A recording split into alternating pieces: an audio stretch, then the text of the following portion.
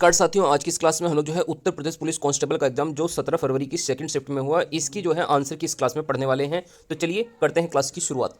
सबसे पहला जो क्वेश्चन है जीके का क्वेश्चन है। इसमें पूछा गया है गोदान निम्नलिखित में से किस प्रसिद्ध लेखक के द्वारा लिखा गया उपन्यास है। तो इसका राइट आंसर होगा option number D, Munshi Premchand. Munshi Premchand के द्वारा जो है गोदान को लिखा गया है। नेक्स्ट हम इसके बाद बात करते हैं क्वेश्चन नंबर 2 की। क्वेश्चन नंबर 2 में पूछा गया निम्नलिखित में से कौन सा भारत का सर्वोच्च नागरिक पुरस्कार है। तो इसका जो है राइट आंसर होगा option number A, Bharat Ratna पुरस्कार जो है भारत का जो है सर्वोच्च नागरिक पुरस्कार हो जाता है। नेक्स्ट हम इसके बाद बात करते हैं क्वेश्चन नंबर 3 की जो है। इसमें पूछा गया निम्नलिखित में से किस दिन को भारत में संविधान दिवस के रूप में मनाया जाता है। तो इसका राइट आंसर होगा ऑप्शन नंबर सी, 26 नवंबर। 26 नवंबर का जो दिन है वह जो है भारत में संविधान दिवस के रूप में मनाया जाता है। बहुत से विद्यार्थियों ने इसका आंसर 26 जनवरी भी लगाया होगा, जो कि रॉन्ग आंसर माना जाएगा, क्योंकि इस दिन जो है संविधान दिवस नहीं मनाया जाता है। नेक्स्ट हम बात करते हैं इसके बाद क्वेश्चन नंबर 4 की। निम्नलिखित में से किसमें जो है लैक्टिक एसिड होता है। तो इसका राइट आंसर होगा ऑप्शन नंबर ए, दही। दूध और दही के अंदर जो है लैक्टिक एसिड उपस्थित होता है। तो चौथे क्वेश्चन का आंसर होगा ऑप्शन नंबर ए, दही। नेक्स्ट इसके बाद बात करते हैं क्वेश्चन नंबर जो है 5 की। तो देखिए क्वेश्चन नंबर 5 में पूछा गया है, देखिए क्वेश्चन नंबर 5, इसमें पूछा गया है गुड़ी पर्व निम्नलिखित में से किस राज्य का वसंत समय का त्यौहार है। तो इसका राइट आंसर होगा option number B, Maharashtra. Gudi Parv जो है महाराष्ट्र का जो है बसंत समय का त्यौहार हो जाता है। गुड़ी पर्व जो है महाराष्ट्र में मनाया जाता है। नेक्स्ट हम बात करते हैं इसके बाद क्वेश्चन नंबर 6 की। 10 की जनगणना कराने की जिम्मेदारी निम्नलिखित में से किस मंत्रालय पर है। तो इसका राइट आंसर होगा ऑप्शन नंबर डी, गृह मंत्रालय। गृह मंत्रालय जो है भारत में जो है 10 की जनगणना कराने की जिम्मेदारी होती है। इसके बाद बात करते हैं क्वेश्चन नंबर जो है 7 की। इसमें पूछा गया है राष्ट्रीय मानव अधिकार आयोग का मुख्यालय निम्नलिखित में से कहां पर स्थित है। तो इसका राइट आंसर होगा ऑप्शन नंबर सी, नई दिल्ली में। राष्ट्रीय मानव अधिकार आयोग का मुख्यालय जो है नई दिल्ली में स्थित है। इसके बाद बात करते हैं क्वेश्चन नंबर 8, साइबर क्राइम की शिकायत दर्ज कराने के लिए हेल्पलाइन नंबर क्या है। तो इस क्वेश्चन का जो है राइट आंसर होगा ऑप्शन नंबर सी, 1930 जो है साइबर क्राइम की शिकायत दर्ज कराने के लिए एक हेल्पलाइन नंबर है। चलिए अब हम लोग जो है इसके बाद इसमें बात करते हैं क्वेश्चन नंबर जो है 9 की। तो देखिए क्वेश्चन नंबर जो है 9 में पूछा गया है उत्तर प्रदेश पुलिस की टैगलाइन क्या है। तो इसका राइट आंसर है सुरक्षा आपकी संकल्प हमारा। ऑप्शन नंबर बी जो है इस क्वेश्चन का राइट आंसर हो जाएगा। सुरक्षा आपकी संकल्प हमारा, ये उत्तर प्रदेश पुलिस की टैगलाइन हो जाती है। इसके बाद बात करते हैं क्वेश्चन नंबर 10 की। तो इसमें पूछा गया है आर्यभट्ट प्रेक्षण विज्ञान अनुसंधान संस्थान उत्तराखंड राज्य के निम्नलिखित में से किस जिले में स्थित है। तो इसका राइट आंसर होगा ऑप्शन नंबर सी, नैनीताल जिले में जो है आर्यभट्ट प्रेक्षण विज्ञान अनुसंधान संस्थान स्थित है। बात करते हैं क्वेश्चन नंबर 11 की। तो इसमें पूछा गया है G20 का पूर्ण रूप क्या है। तो देखिए G20 का जो पूरा नाम है वह है group of 20। Option number A इस क्वेश्चन का जो है राइट आंसर हो जाएगा। नेक्स्ट बात करते हैं क्वेश्चन नंबर 12 की। तो भारत का सबसे बड़ा अंतर विभागीय अभिसरण कार्यक्रम ऑपरेशन कायाकल्प निम्नलिखित में से किस राज्य सरकार की द्वारा शुरू किया गया था। तो इसका राइट आंसर होगा option number B, Uttar Pradesh राज्य ने जो है ऑपरेशन कायाकल्प को शुरू किया है। इसके बाद बात करते हैं अगले प्रश्न की, क्वेश्चन नंबर 13। तो देखिए 12 तक के क्वेश्चन तो हमने यहाँ पर कंप्लीट कर लिए। अब हम लोग देखेंगे क्वेश्चन नंबर जो है 13। तो क्वेश्चन नंबर 13 में पूछा गया भारत में सर्वव्यापी जीएसटी का विचार सबसे पहले निम्नलिखित में से किसके द्वारा प्रस्तावित किया गया था। तो इस क्वेश्चन का जो है जो राइट आंसर होगा वो होगा option number A, Kelkar task force. बात करते हैं इसके बाद जो है क्वेश्चन नंबर जो है 14 की। तो देखिए क्वेश्चन नंबर 14 में पूछा गया है भारत का निम्नलिखित में से कौन सा पड़ोसी देश भारत के साथ भूमि साझा नहीं करता है। तो इसका राइट आंसर होगा मालदीव देश। मालदीव भारत के साथ में जो है भूमि साझा नहीं करता है। ऑप्शन नंबर डी इस क्वेश्चन का जो है राइट आंसर होगा। इसके बाद बात करते हैं क्वेश्चन नंबर 15 की। टोक्यो एशिया के निम्नलिखित में से किस देश की राजधानी है। तो इसका जो है राइट आंसर होगा जो है option number C, Japan. Tokyo जो है जापान की राजधानी है। अब हम लोग बात करते हैं क्वेश्चन नंबर इसमें 16 की। तो देखिए क्वेश्चन नंबर 16 में पूछा गया संयुक्त राज्य अमेरिका में स्थित ग्रांड कैनियन निम्नलिखित में से किस नदी द्वारा निर्मित किया गया था।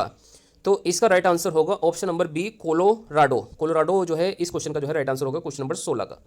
नेक्स्ट इसके बाद बात करते हैं क्वेश्चन नंबर जो है 17 की।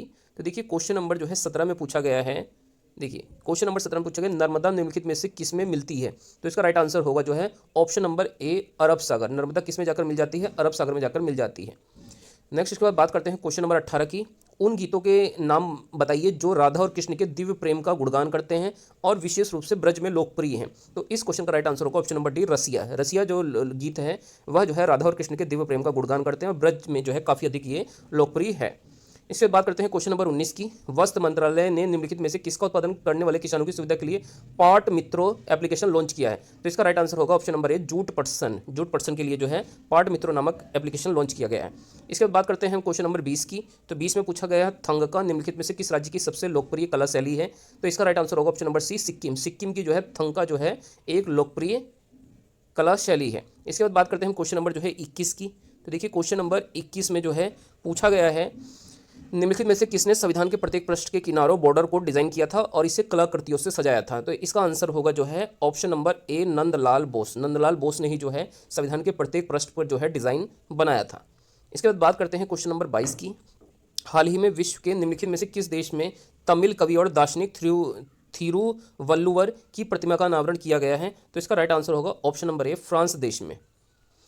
इसके बाद बात करते हैं क्वेश्चन नंबर 23 की। 2016 में विमुद्रीकरण के समय निम्नलिखित में से कौन भारत के प्रधानमंत्री थे? तो आप सभी को बहुत ही अच्छे से पता होगा, जिस समय विमुद्रीकरण या नोटबंदी किया गया था उस समय जो है भारत के जो प्रधानमंत्री थे श्री नरेंद्र मोदी थे। ऑप्शन नंबर ए इस क्वेश्चन का जो है राइट आंसर हो जाएगा। इसके बाद बात करते हैं हम अगले प्रश्न की। क्वेश्चन नंबर 24, प्रभावती गुप्त साम्राज्य के निम्नलिखित में से किस शासक की बेटी थी? तो इसका राइट आंसर होगा ऑप्शन नंबर सी, चंद्रगुप्त द्वितीय। चंद्रगुप्त द्वितीय की बेटी कौन थी? प्रभावती गुप्त। तो यहाँ तक हमने 24 क्वेश्चन अपने कंप्लीट कर लिए हैं। आइए अब हम लोग जो है करते हैं क्वेश्चन नंबर जो है 25 को। क्वेश्चन नंबर 25 में पूछा गया है, ऐसी अर्थव्यवस्था जिसमें निजी क्षेत्र और सरकार दोनों ही हो निम्नलिखित में से क्या कहलाती है? तो इसका राइट आंसर होगा ऑप्शन नंबर डी, मिश्रित अर्थव्यवस्था। क्या कहलाती है? मिश्रित अर्थव्यवस्था, जिसमें निजी और सरकारी क्षेत्र दोनों ही हो। इसके बाद बात करते हैं क्वेश्चन नंबर जो है 26 की। इसमें पूछा गया, भारतीय राष्ट्रीय आंदोलन की निम्नलिखित में से किस घटना के बाद रविन्द्रनाथ टैगोर ने जो है अपने दर्द और गुस्सा को व्यक्त करने के लिए किया था और अपनी नाइटहुड की उपाधि को त्याग दिया था? तो इसका राइट आंसर होगा option number A, Jallianwala Bagh नरसंहार। इसके बाद जो है रविन्द्रनाथ टैगोर ने नाइटहुड की उपाधि को जो है त्याग दिया था। अब हम इसके बाद बात करते हैं क्वेश्चन नंबर जो है इसमें जो है अगला क्वेश्चन नंबर 27 की। तो देखिए क्वेश्चन नंबर 27 में क्या दिया गया है, नीली क्रांति निम्नलिखित में से किससे संबंधित हो जाती है? इसका राइट आंसर होगा ऑप्शन नंबर सी, मत्स्य पालन उत्पादन से। ऑप्शन नंबर सी इस क्वेश्चन का करेक्ट आंसर होगा। नेक्स्ट हम इसके बाद बात करते हैं क्वेश्चन नंबर 27 के बाद क्वेश्चन नंबर 28 की। तो देखिए क्वेश्चन नंबर 28 में क्या पूछा गया है, आइए हम लोग इसको भी देख लेते हैं। देखिए क्वेश्चन नंबर 28 में पूछा गया है, निम्नलिखित में से किस एप्लीकेशन का उद्देश्य नागरिक के डिजिटल दस्तावेज वॉलेट में प्रमाणित डिजिटल दस्तावेजों तक पहुंच प्रदान करके नागरिकों को डिजिटल सशक्तिकरण करना है? तो इसका राइट आंसर होगा option number B, digi locker. Digi locker इस क्वेश्चन का जो है राइट आंसर हो जाएगा। बी नंबर जो है बी ऑप्शन इसका राइट आंसर हो जाएगा। नेक्स्ट इसके बाद बात करते हैं क्वेश्चन नंबर 29 की। हाल ही में उत्तर प्रदेश के निम्नलिखित में से किस जिले में प्रथम पूर्ण बालिका सैनिक स्कूल का उद्घाटन किया गया है? तो इसका राइट आंसर होगा ऑप्शन नंबर ए, मथुरा में। मथुरा में जो है पहला पूर्ण बालिका सैनिक स्कूल जो है खोला गया है। अब हम लोग बात करते हैं इसके बाद क्वेश्चन नंबर जो है 30 की। तो देखिए क्वेश्चन नंबर 30 में पूछा गया है, निम्नलिखित में से किस बैंक ने रुपए नेटवर्क पर भारत का पहला जो है कॉर्पोरेट क्रेडिट कार्ड लॉन्च किया है? तो इस क्वेश्चन का राइट आंसर होगा इंडसइंड बैंक। इंडसइंड बैंक जो है ऑप्शन नंबर डी इस क्वेश्चन का जो है राइट आंसर हो जाएगा। इसके बाद हम देखते हैं अगला क्वेश्चन नंबर 31। इसमें पूछा गया, निम्नलिखित में से कौन टाटा स्टील लिमिटेड के संस्थापक थे? तो आप सभी ने जरूर सुना होगा कि टाटा स्टील जो है जो सबसे बड़ी कंपनी है स्टील के क्षेत्र में, इस कंपनी के जो संस्थापक थे इनका नाम था sir Jamshedji Nusserwanji Tata. Option number 20 question का जो है राइट आंसर हो जाएगा। नेक्स्ट हम इसके बाद बात करते हैं अगले प्रश्न की। क्वेश्चन नंबर 32, उत्तर प्रदेश राजस्व संहिता 2006 के अनुसार राज्य सरकार प्रत्येक जिले में कितने कलेक्टर, इसमें एक सहायक या अतिरिक्त कलेक्टर शामिल नहीं है, नियुक्ति करेगी? तो इस क्वेश्चन का राइट आंसर होगा ऑप्शन नंबर ए, एक जो है कलेक्टर की नियुक्ति करेगी उत्तर प्रदेश जो है सरकार। नेक्स्ट इसके बाद बात करते हैं क्वेश्चन नंबर 33 की। वर्तमान में इलाहाबाद उच्च न्यायालय में न्यायाधीशों की स्वीकृत संख्या कितनी है? तो इसका राइट आंसर होगा ऑप्शन नंबर सी, 160। देखिए इलाहाबाद जो उच्च न्यायालय है इसमें न्यायाधीशों की जो स्वीकृत संख्या है वो टोटल 160 वर्तमान समय में है। तो इसका राइट आंसर जो है 160 हो जाएगा। नेक्स्ट इसके बाद बात करते हैं क्वेश्चन नंबर 34 की। भारत की स्वतंत्रता के बाद उत्तर प्रदेश राज्य के पहले मुख्यमंत्री निम्नलिखित में से कौन थे? तो इस क्वेश्चन का जो है राइट आंसर होगा ऑप्शन नंबर जो है ए, श्री गोविंद वल्लभ पंत जो है भारत की स्वतंत्रता के बाद उत्तर प्रदेश राज्य के पहले मुख्यमंत्री ये बने थे। हम इसके बाद देखते हैं क्वेश्चन नंबर जो है 35। तो देखिए क्वेश्चन नंबर 35 में पूछा गया है, यायासो भारत के निम्नलिखित में से किस राज्य केंद्र शासित प्रदेश में स्थित पहला जैव विविधता विरासत स्थल है? तो देखो यायासो जो भारत के निम्नलिखित में से किस राज्य में स्थित है? तो इसका राइट आंसर होगा ऑप्शन नंबर बी, लद्दाख। ये लद्दाख में जो है स्थित जो है पहला जैव विविधता विरासत स्थल है। इसके बाद बात करते हैं हम क्वेश्चन नंबर जो है 36 की। तो देखिए क्वेश्चन नंबर जो है 36 में क्या दिया गया है इसको भी हम लोग देख लेते हैं और इसका राइट आंसर क्या होगा। निम्नलिखित में से कौन सी एक व्यापक और दूरदर्शी पहल है जिसका उद्देश्य उत्तर प्रदेश राज्य में महिलाओं को सुरक्षा, सलामती और आत्मनिर्भरता के लिए सशक्त बनाना है? तो इस क्वेश्चन का जो है जो राइट आंसर होगा ऑप्शन नंबर ए, इस क्वेश्चन का राइट आंसर होगा मिशन शक्ति। मिशन शक्ति जो है महिलाओं की सुरक्षा के लिए जो है ये एक योजना है। नेक्स्ट इसके बाद बात करते हैं अगले प्रश्न की। क्वेश्चन नंबर जो है 37, उत्तर प्रदेश राज्य की सीमा निम्नलिखित में से किस राज्य की सीमा को नहीं छूती है? तो इसका राइट आंसर होगा ऑप्शन नंबर ए, तेलंगाना की सीमा को उत्तर प्रदेश राज्य की सीमा नहीं छूती है। इसके बाद बात करते हैं अगला 38वां प्रश्न की। तो देखिए क्वेश्चन नंबर 38 में क्या पूछा गया है। दक्षिण भारत की सबसे ऊंची चोटी अनाईमुडी है जो निम्नलिखित में से किस पर्वत श्रृंखला में स्थित है। तो इसका राइट आंसर होगा ऑप्शन नंबर सी, नीलगिरी श्रृंखला।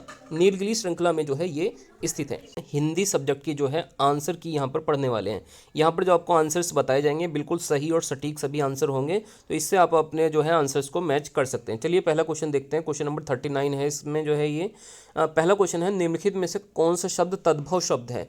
तो इस क्वेश्चन का राइट आंसर होगा ऑप्शन नंबर डी, उल्लू। उल्लू जो शब्द है एक जो है तद्भव शब्द है। अगर आपने ये ऑप्शन लगाया है तो आपका आंसर ये सही है। नेक्स्ट बात करते हैं क्वेश्चन नंबर 40 की। निम्नलिखित में से कौन सा शब्द तत्सम शब्द है। तो देखिए तत्सम शब्द संस्कृत के होते हैं, तो इसका राइट आंसर होगा ऑप्शन नंबर ए, शुष्क। शुष्क जो शब्द है ये एक तत्सम शब्द हो जाता है। नेक्स्ट हम इसमें बात करते हैं क्वेश्चन नंबर 41 की। निम्नलिखित में से चांदनी शब्द के पर्यायवाची किस विकल्प में है। तो इसका राइट आंसर होगा जो है ऑप्शन नंबर जो है सी। इस क्वेश्चन का राइट आंसर होगा। जो कौमुदी और ज्योत्सना शब्द हैं ये दोनों जो है चांदनी के जो है पर्यायवाची हो जाते हैं। तो इसका 41 का सी ऑप्शन जो है करेक्ट माना जाएगा। इसके बाद बात करते हैं क्वेश्चन नंबर 42 की। निम्नलिखित में से किस वाक्यांश के लिए दिया गया शब्द सुसंगत एकदम लिखा गया है। तो क्वेश्चन नंबर 42 का जो राइट आंसर होगा ऑप्शन नंबर डी, जो आदि से अंत तक होता है उसको आद्योपांत कहा जाता है। तो इसका जो है ऑप्शन नंबर डी जो है राइट आंसर हो जाएगा। इसके बाद हम बात करते हैं क्वेश्चन नंबर जो है 43 की। श्रुति सम भिन्नार्थक शब्द युग निर्वाद और निर्विवाद का उचित अर्थ क्या है। तो देखिए इस क्वेश्चन का जो है जो राइट आंसर होगा वो होगा ऑप्शन नंबर डी, निंदा और विवाद रहित। इसका मतलब निर्वाद का शब्द जो है निंदा और निर्विवाद शब्द का अर्थ जो है विवाद रहित हो जाएगा। तो ऑप्शन नंबर जो है डी जो है इस क्वेश्चन का जो है राइट आंसर हो जाएगा। इसके बाद बात करते हैं हम क्वेश्चन नंबर जो है 44 की। तो देखिए क्वेश्चन नंबर 44 में जो है पूछा गया है निम्नलिखित में से अशुद्ध वाक्य का चयन करना है। तो देखिए इसमें से इन चारों वाक्यों में से जो अशुद्ध वाक्य है वो है ऑप्शन नंबर बी, तुम मेरे तरफ क्यों चले आ रहे हो। ये वाक्य जो है अशुद्ध वाक्य है। तो यही इस क्वेश्चन का जो है राइट आंसर हो जाएगा। इसके बाद हम बात करते हैं क्वेश्चन नंबर जो है 45 की। तो देखिए क्वेश्चन नंबर 45 में पूछेंगे निम्नलिखित में से लिंग की दृष्टि से कौन सा विकल्प गलत लिखा गया है। तो इस क्वेश्चन का जो राइट आंसर होगा ऑप्शन नंबर बी हो जाएगा, बनिया और बनियान। बनिया का जो है जो स्त्रीलिंग होगा वह बनियान नहीं होगा। तो ऑप्शन नंबर 20 क्वेश्चन का जो है राइट आंसर हो जाएगा। इसके बाद अगला प्रश्न है 46वां, वधू शब्द का बहुवचन क्या होगा। तो इसका राइट आंसर होगा ऑप्शन नंबर डी, वधुएं। वधुएं जो है वधु शब्द का बहुवचन हो जाएगा। अगर आपने डी ऑप्शन लगाया है तो ये क्वेश्चन भी आपका करेक्ट है। इसके बाद बात करते हैं क्वेश्चन नंबर जो है हम लोग 47 की 47, माँ ने बच्चों को मिठाइयाँ दी, रेखांकित शब्द में कौन सा कारक है। तो देखिए माँ ने बच्चों को मिठाइयाँ दी, इसके अंतर्गत अगर आपसे कारक पूछा जाए तो इसमें आपको ऑप्शन नंबर डी का चुनाव करना था। ऑप्शन नंबर डी संप्रदान कारक जो है इसके अंतर्गत होगा। ऑप्शन नंबर डी 47 का राइट आंसर हो जाएगा। तो देखिए दोस्तों यहाँ पर हमने 47 तक के क्वेश्चन को जो है कंप्लीट कर लिया है। अब हम लोग जो है इसमें आगे क्वेश्चन नंबर जो है 48 से जो है आगे के क्वेश्चन यहाँ पे चेक करेंगे। तो देखिए क्वेश्चन नंबर 48 है, भौतिकी शब्द में कौन सा प्रत्यय है। तो इसका राइट आंसर होगा ऑप्शन नंबर बी, ई प्रत्यय है भौतिकी के अंदर। कौन सा प्रत्यय है, ई। नेक्स्ट इसके बाद बात करते हैं अगले प्रश्न की, क्वेश्चन नंबर 49, निर्भिमान शब्द में कौन सा उपसर्ग है। तो इसका राइट आंसर होगा ऑप्शन नंबर डी, इसमें निर जो है उपसर्ग है। इसके बाद हम बात करते हैं क्वेश्चन नंबर 50 की। तो देखिए क्वेश्चन नंबर 50 में क्या पूछा गया है, निम्नलिखित में से किस विकल्प में सही विग्रह नहीं हुआ है। आपको ये 4 विकल्प दिए गए, इनमें बताना है किस शब्द में सही विग्रह नहीं है। तो देखिए इस क्वेश्चन का जो राइट आंसर है ये है ऑप्शन नंबर डी, नवनिधि, 9 प्रकार की निधियाँ। ये जो है सही विग्रह इसमें नहीं हुआ है। ऑप्शन नंबर डी जो है 50वें क्वेश्चन का आंसर हो जाएगा। अब हम लोग क्वेश्चन नंबर 51 को देखेंगे, निम्नलिखित में से निश्चयवाचक सर्वनाम इनमें से कौन सा है। तो इसका राइट आंसर होगा ऑप्शन नंबर सी, यह जो शब्द है ये एक निश्चयवाचक सर्वनाम के अंतर्गत आता है। अगला प्रश्न इसके बाद क्वेश्चन नंबर 52, कविश्वर का संधि विच्छेद क्या होगा। तो देखिए जो कविश्वर शब्द है यह इसका जो सही चारों ऑप्शनों में से जो सही सटीक एकदम संधि विच्छेद बैठेगा ये बैठेगा ऑप्शन नंबर बी, कवि प्लस ईश्वर इज इक्वल टू कविश्वर, ये इसका सही संधि विच्छेद हो जाएगा। क्वेश्चन नंबर 52 का बी ऑप्शन जो है करेक्ट आंसर माना जाएगा। नेक्स्ट हम इसके बाद बात करते हैं क्वेश्चन नंबर 53, क्या कोई तारे गिन सकता है वाक्य में, देखिए इसमें पूछा गया है क्या कोई तारे गिन सकता है, वाक्य में किस चिन्ह का प्रयोग हुआ है। तो देखिए इसमें यहाँ पे आपको देखिए क्वेश्चन मार्क लगा हुआ है, तो इसका मतलब क्या हो गया, 53 का आंसर हो जाएगा ऑप्शन नंबर डी। यह जो है प्रश्न सूचक चिन्ह का इसमें जो है प्रयोग हुआ है। इसके बाद बात करते हैं हम क्वेश्चन नंबर 54 की, ईमानदार शब्द में कौन सा विशेषण है। तो इसके अंदर जो है गुणवाचक विशेषण है। ऑप्शन नंबर सी इस क्वेश्चन का राइट आंसर हो जाएगा। ईमानदार शब्द में कौन सा विशेषण है, गुणवाचक विशेषण हो जाता है। नेक्स्ट इसके बाद बात करते हैं क्वेश्चन नंबर जो है 55 की, निम्नलिखित में से सकर्मक क्रिया का उदाहरण इनमें से कौन सा है। तो इसका राइट आंसर होगा ऑप्शन नंबर बी, रमेश ने खिलौने खरीदे। इसमें जो है सकर्मक क्रिया का उदाहरण ये है। 55 का आंसर होगा ऑप्शन नंबर बी। चलिए अब इसके बाद हम लोग जो है कुछ और इम्पोर्टेंट क्वेश्चन हैं आगे इसके, इनको भी जो है चेक करेंगे।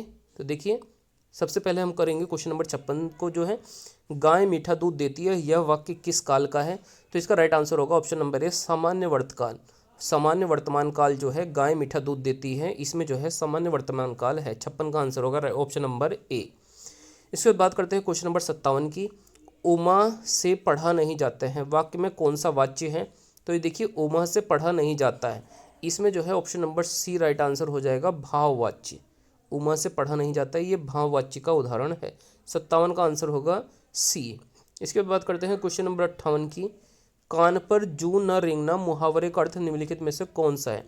तो देखिए काफ़ी आसान क्वेश्चन है, कान पर जू न रेंगना, इसका मतलब हो गया कुछ असर न होना। ऑप्शन नंबर सी इस क्वेश्चन का राइट आंसर हो जाएगा। अगला 59वां प्रश्न है, आकर्षण का विलोम पूछा गया है। तो देखिए ये भी काफ़ी आसान क्वेश्चन है, आकर्षण का विलोम हो जाता है विकर्षण। ऑप्शन नंबर 20 क्वेश्चन का राइट आंसर हो जाएगा। नेक्स्ट इसके बाद बात करते हैं अगले प्रश्न की, क्वेश्चन नंबर 60, सब और विपत्ति का होना इस अर्थ के लिए सही लोकोक्ति का निम्नलिखित में से कौन सी होगी। तो इसका जो राइट आंसर होगा वो होगा ऑप्शन नंबर ए, आगे कुआं पीछे खाई, मतलब सब और विपत्ति का होना। ऑप्शन नंबर ए 60 का राइट आंसर हो जाएगा। नेक्स्ट हम इसके बाद बात करते हैं अगले प्रश्न की, क्वेश्चन नंबर 61, शांत रस का स्थायी भाव पूछा गया है, इसमें क्या होगा। तो देखिए शांत रस का जो स्थायी भाव होता है वो होता है निर्वेद। ऑप्शन नंबर डी इस क्वेश्चन का जो है राइट आंसर हो जाएगा। 61 का आंसर होगा ऑप्शन नंबर डी। नेक्स्ट हम बात करते हैं इसके बाद क्वेश्चन नंबर 62 की, शिल्पगत आधार पर दोहे से उल्टा छंद क्या होता है। तो इसका राइट आंसर होगा सोरठा। ऑप्शन नंबर सी इस क्वेश्चन का राइट आंसर हो जाएगा। 62 का आंसर हो जाएगा ऑप्शन नंबर सी। नेक्स्ट इसके बाद 63वां प्रश्न है, रहीमन पानी राखिए बिन पानी सब सोम, पानी गए न उबरे मोती मानुष चून। इस पंक्तियों में कौन सा अलंकार है। तो इसका राइट आंसर होगा ऑप्शन नंबर जो है ए, श्लेष अलंकार है। इसके अंतर्गत जो है श्लेष अलंकार का ये जो है उदाहरण है। 63 का आंसर होगा ऑप्शन नंबर ए। नेक्स्ट हम इसके बाद बात करते हैं क्वेश्चन नंबर जो है 64 की, निम्नलिखित में से कौन सा शब्द अनेकार्थी शब्द भेद से संबंधित नहीं है। तो 64 का आंसर हो जाएगा इसका मूल्य। भेद का अर्थ जो है मूल्य नहीं होता है, तो 64 का answer option number D correct हो जाएगा। तो दोस्तों यहाँ तक हमने अपने 64 क्वेश्चन कंप्लीट कर लिए हैं। चलिए अब हम इसके बाद जो है क्वेश्चन नंबर 65 से आगे करेंगे। तो देखिए क्वेश्चन नंबर 65 से लेके क्वेश्चन नंबर 69 तक ये सभी जो है गद्यांश पर आधारित क्वेश्चन है। तो आइए चलिए हम लोग इन क्वेश्चंस को भी देखते हैं। जो है इसमें सबसे पहले 65 नंबर का क्वेश्चन है, ये जो उपयुक्त गद्यांश दिया गया है इस गद्यांश का उचित शीर्षक हमको देना था। तो इस क्वेश्चन का अगर आपने जो है ऑप्शन जो है सी लगाया है तो ये क्वेश्चन आपका बिल्कुल करेक्ट हो गया है। तो इस क्वेश्चन का आंसर है महात्मा गांधी के श्रम संबंधी विचार, यही गद्यांश का उचित शीर्षक होगा। नेक्स्ट इसके बाद बात करते हैं क्वेश्चन नंबर जो है 66 की, समस्त शब्द का पर्यायवाची शब्द क्या होता है। तो देखिए समस्त शब्द का जो पर्यायवाची होता है वो संपूर्ण हो जाता है। 66 का आंसर होगा ए ऑप्शन। नेक्स्ट इसके बाद बात करते हैं क्वेश्चन नंबर 67 की, महात्मा गांधी का समस्त जीवन दर्शन श्रम सापेक्ष था, आशय स्पष्ट कर कीजिए। तो इस क्वेश्चन का राइट आंसर था option number D, Mahatma Gandhi विचार की अपेक्षा श्रम को महत्व देते थे। ऑप्शन नंबर डी इस क्वेश्चन का जो है राइट आंसर हो जाएगा। नेक्स्ट इसके बाद बात करते हैं अगले प्रश्न की। तो देखिए यहाँ तक हमने जो है 67 क्वेश्चन तक कंप्लीट कर लिया है। आइए अब हम लोग जो है इसमें आगे अगला क्वेश्चन देखते हैं। क्वेश्चन नंबर 68 गद्यांश के आधार पर चोरी की परिभाषा क्या दी गई है। तो 68वें क्वेश्चन का आंसर है बिना श्रम भोजन करना। अगर आप इस गद्यांश को पढ़ के जो है इसको ढूंढेंगे इसका आंसर, तो इसके अनुसार जो है बिना श्रम भोजन करना जो है चोरी की परिभाषा गद्यांश के आधार पर बताई गई है। ऑप्शन नंबर सी अगर आपने लगाया तो इस क्वेश्चन को आपका सही है ये क्वेश्चन एकदम। बात करते हैं इसके बाद 69 की, गांधी जी पापी किसे मानते थे? तो देखिए गांधी जी जो है श्रम न करने वाले को पापी मानते थे। ऑप्शन नंबर डी इस क्वेश्चन का जो है राइट आंसर हो जाएगा। नेक्स्ट इसके बाद बात करते हैं क्वेश्चन नंबर 70 की। तो 70 में पूछा गया पंचवटी निम्नलिखित में से किसकी रचना है? तो देखिए काफ़ी आसान क्वेश्चन है ये। पंचवटी जो है ऑप्शन नंबर डी इस क्वेश्चन का राइट आंसर होगा। मैथिली शरण गुप्त की रचना है पंचवटी। इसके अलावा इनकी जो है साकेत भी एक प्रमुख रचना है, इस चीज़ को भी आपको ध्यान रखना है। नेक्स्ट हम बात करते हैं इसके बाद क्वेश्चन नंबर 71 की 71, निर्जर कृति निम्नलिखित में से किसकी है? तो ये महादेवी वर्मा की कृति है। ऑप्शन नंबर ए इस क्वेश्चन का राइट आंसर हो जाएगा। इसके अलावा यामा भी जो है महादेवी वर्मा की ही रचना है। नेक्स्ट बात करते हैं क्वेश्चन नंबर 72, हिंदी भाषा किस भाषा से उत्पन्न हुई है? तो इसका राइट आंसर होगा ऑप्शन नंबर डी अपभ्रंश से। अपभ्रंश से जो है हिंदी भाषा जो है विकसित हुई है। इसके बाद बात करते हैं क्वेश्चन नंबर 72 की, वह बिल्कुल थक गया है इस वाक्य में कौन सा क्रिया विशेषण है? तो इसका राइट आंसर होगा ऑप्शन नंबर सी परिमाणवाचक क्रिया विशेषण। इसके अंतर्गत जो है परिमाणवाचक क्रिया विशेषण है, वह बिल्कुल थक गया है। अगला इसके बाद जो है क्वेश्चन नंबर जो है 74 है। इसमें निम्नलिखित में से मृदु शब्द का पर्यायवाची शब्द इसमें कौन सा नहीं है? तो इसका राइट आंसर होगा ऑप्शन नंबर डी, जो कूल शब्द है यह मृदु का पर्यायवाची शब्द नहीं है। इसके बाद हम देखते हैं क्वेश्चन नंबर 75। इसके अंतर्गत पूछा गया श्रुतिशम भिन्नार्थक शब्द युग दीन दीन का सही अर्थ निम्नलिखित में से कौन सा है? तो इसका जो राइट आंसर होगा ये होगा जो है ऑप्शन नंबर डी, दीन का अर्थ जो है दिवस और एक दिन का अर्थ जो है गरीब। ऑप्शन नंबर जो है डी इस क्वेश्चन का राइट आंसर हो जाएगा, दिवस और गरीब। नेक्स्ट इसके बाद बात करते हैं अगले प्रश्न की, क्वेश्चन नंबर 76। तो इसमें पूछा गया है देखिए, आंखों के सामने वाक्यांश के लिए निम्नलिखित में से कौन सा सही शब्द होगा? तो इसका राइट आंसर होगा ऑप्शन नंबर बी प्रत्यक्ष। आंखों के सामने के लिए जो इस शब्द प्रयोग में होते हैं तो ये प्रत्यक्ष होता है। तो दोस्तों यहाँ पर हमने अपना हिंदी के सभी प्रश्नों के करेक्ट आंसर जो है यहाँ पर देख लिए। आंसर की जो है आप लोगों को कमेंट करके बताना आपकी इन हिंदी के क्वेश्चन में से कितने क्वेश्चन सही हुए हैं। और अगर आप लोगों को ये वीडियो अच्छी लगती है तो आप इस चैनल पर नए हैं तो वीडियो को जरूर से लाइक करके चैनल को जरूर से सब्सक्राइब कर लें।